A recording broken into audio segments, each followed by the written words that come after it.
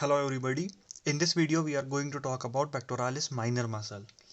So in previous video we discussed about the pectoralis major muscle, and now today our discussion is regarding pectoralis minor muscle. So in this diagram, as you can see, pectoralis minor muscle, it is a small triangular shaped muscle, okay, and it lies deep to pectoralis major muscle. That means if we are going from superficial to deep, first of all we will see this pectoralis major muscle, and after that we will see this pectoralis minor muscle. Now let's see the origin of pectoralis minor muscle. So as you can see, this is the first rib, this is the second rib, and from third rib onwards up to fifth rib, third, fourth and fifth rib, these three ribs give origin to pectoralis minor muscle near their costal cartilage. Okay, so this is the origin of pectoralis minor muscle. Now let's see the insertion of pectoralis minor muscle.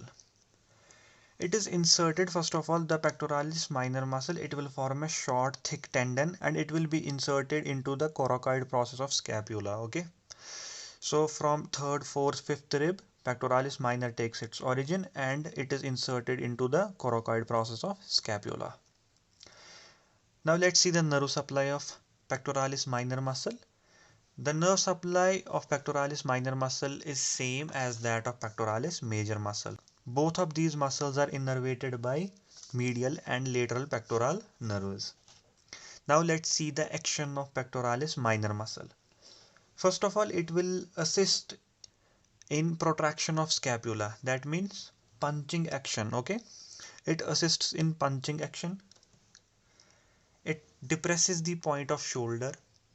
Pectoralis minor muscle is considered as a key muscle of axilla, because pectoralis minor muscle divides the axillary artery into three parts.